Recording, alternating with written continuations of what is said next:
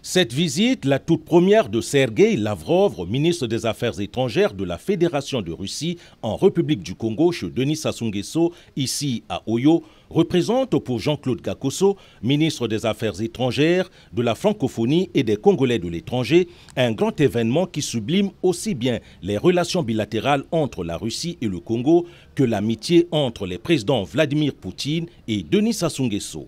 Avec la grande expérience d'homme d'État, le président Sassou a connu comme président Brejnev, il a connu Andropov, il a connu Tchernenko, il a connu Gorbatchev, il a connu Yeltsin hier et Poutine aujourd'hui.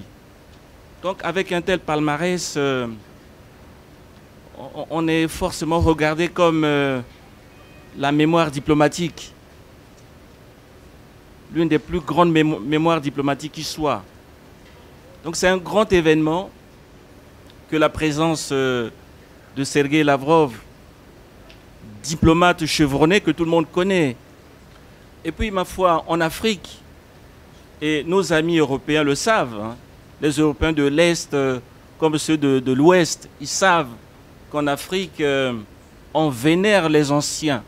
Dans des situations difficiles, on s'en remet à la sagesse des anciens. Vous avez remarqué qu'il y a quelques semaines, le gouvernement italien a dépêché ici en République du Congo son ministre des Affaires étrangères. Il y a une décade à peine, le gouvernement américain a dépêché à Brazzaville son envoyé spécial en Libye.